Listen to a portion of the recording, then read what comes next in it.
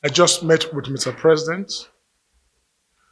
Following my press conference on Monday, I decided to come and inform Mr. President officially of my aspiration to run for the office of the President of the Federal Republic of Nigeria. Because Mr. President is the leader of the party, the APC, because he is the President of the Federal Republic of Nigeria, which office that I intend to handle after 2023. And again, that I use the opportunity to discuss issues relating to our party, especially how the party was formed. President Muhammadu Buhari, then former head of state, led the CPC into the merger of what became today APC, followed by Asiwaju Ahmed Tinubu, who led the ACN, and myself, Rochas Okorocha, who led the APGA, and other leaders of NPP. This is the four legs upon which the party today called APC is standing. I use the opportunity to remind Mr. President of how it all started and for us to keep the history of this party alive. I also made him to understand that in the next coming convention, these four pillars should be carried along in all our decisions. For without these four pillars, there wouldn't have been anything called the APC today and the victory that followed after. I also use the opportunity to intimate Mr. President of what is going on between me and economic and financial crime, the EFCC, and the harassment and intimidation that I'm getting from the EFCC literally on a daily basis.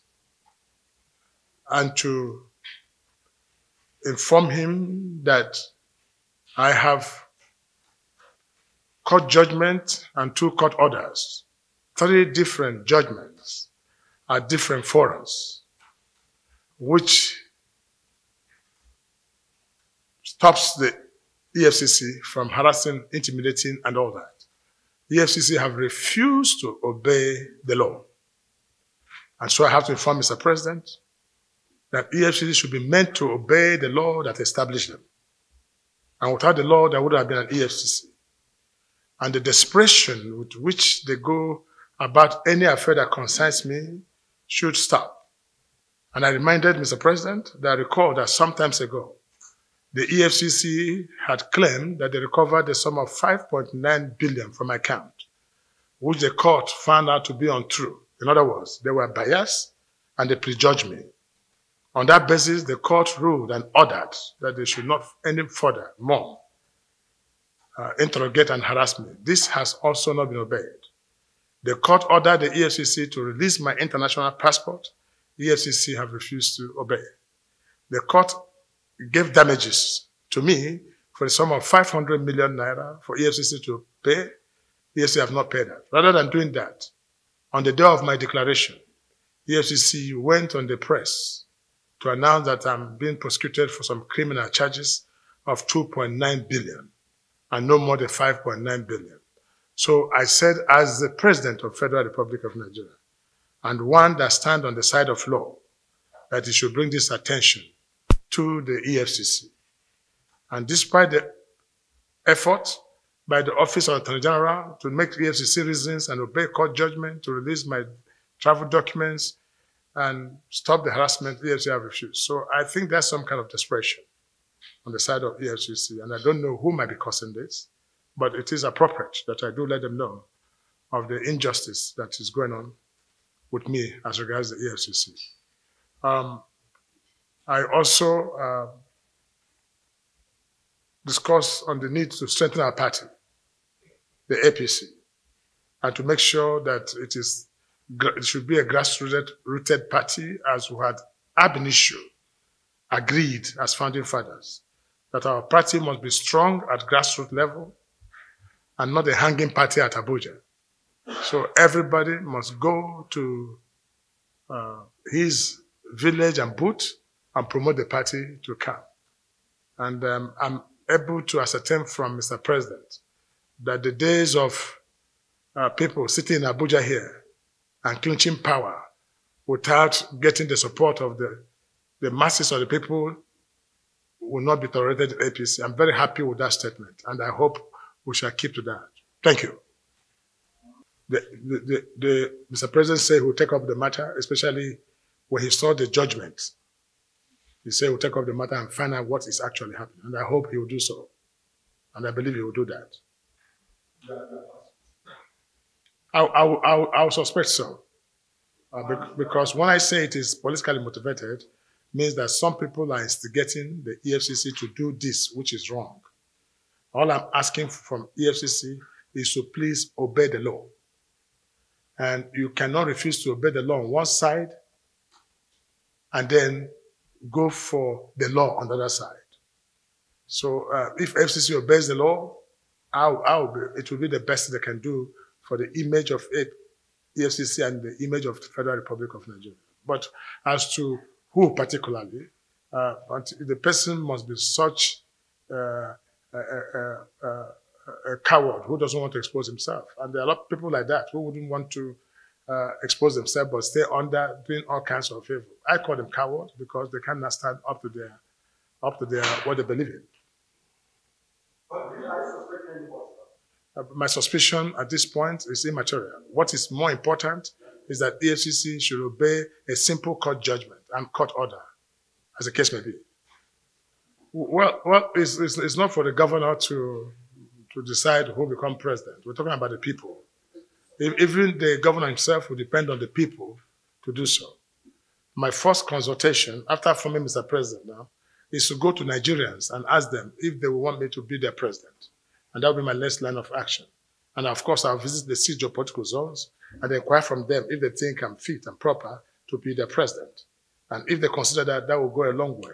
But what is important at this moment, why I came out to even dream of becoming or running for the office of the president, is because of the mood of the nation.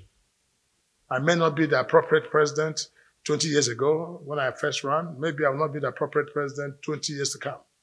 But the mood of the nation caused that somebody that possesses my qualities and credentials should be made to lead this country.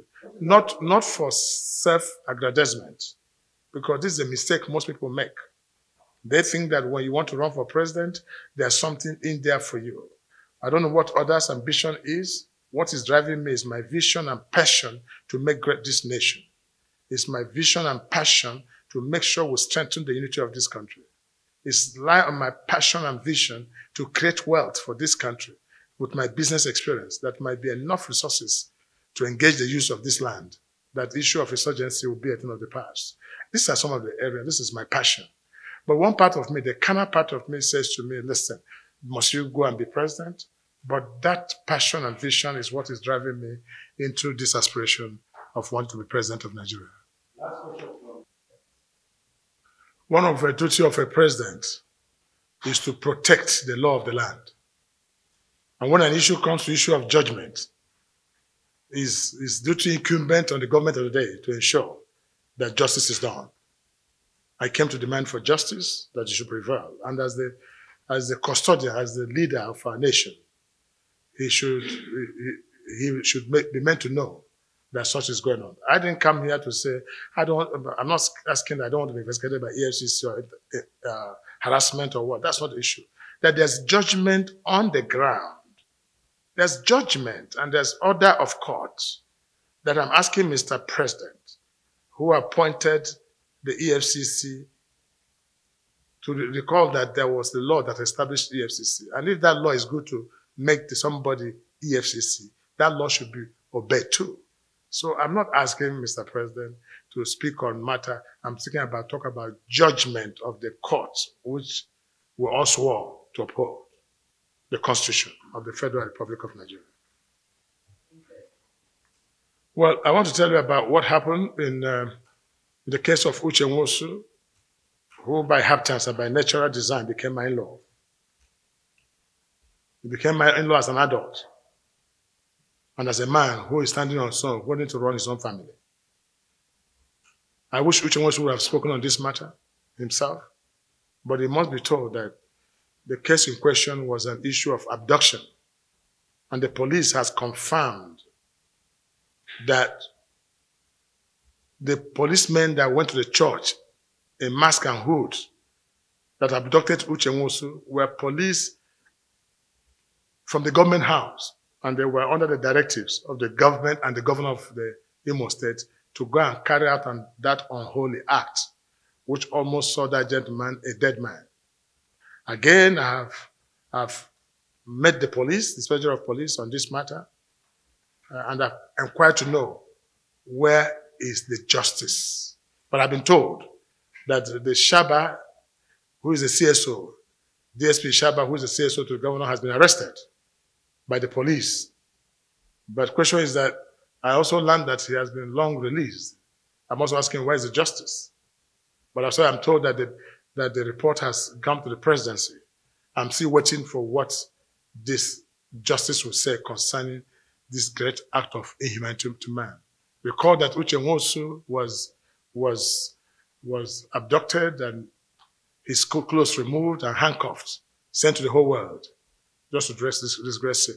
This is politics played too far and must be condemned. So whatever it is, when it goes beyond the ordinary, the president of the nation must be made to know what is happening around his government. And that's precisely what we're doing. The insecurity, the South region, I always say to people, wherever things are not working well, hold the leadership responsible. I was a governor of Imo State for 8 years, and within that 8 years, there was absolute peace in that land.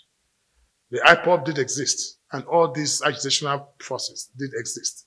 It's about the poor handling by the state government that orchestrated this to what it is today, that has left many dead and has left the whole nation in confusion and showing some kind of ethnic lines that seem to divide the Igbos from others. It is pure handling.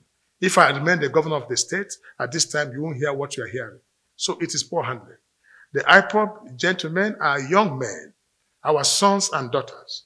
And let no Igbo man tell you that these young men are not our sons and daughters. They are our children who believe that the Nigerian nation does not like them. Our children who believe that they have been marginalized in terms of infrastructures, appointments, and they've been going on with these songs for a very, very long time. They believe this, but we're able to assuage them and give them confidence that things will get better. And that was brought in when they formed the new leadership under Kano, that excited the whole thing into what it is today. But there was absolutely no need to have handled the IPOB matter the way it was handled. In the first place, bringing the Air Force and the Army into the matter, reading from the air, was wrong and completely wrong. Asking the Air Force to take a fighter jet to go to war in my selectoral zone Olu, to fight young men, and that was wrong. Just as it is also wrong for these young men to have gone to the police headquarters and shooting and killing people. That I don't support any of that either. But what I'm talking about, approach and handling was the major mistake that's made. Today, they have turned out to be terrorists. But for me, I don't see them as terrorists. I see them as still our children who have not been properly educated on the happenings.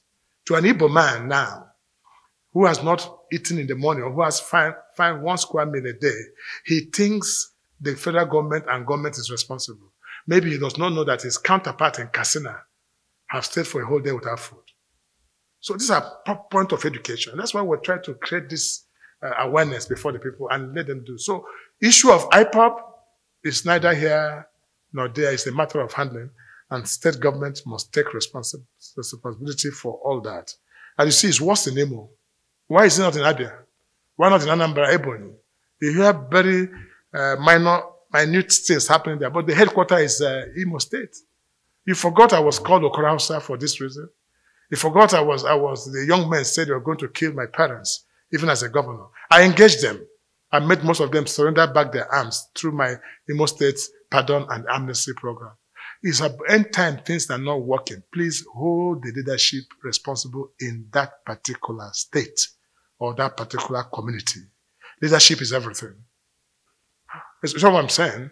The activities that went on later called for that, but it was a needless action to have even started, something that you can handle and not allow it to escalate.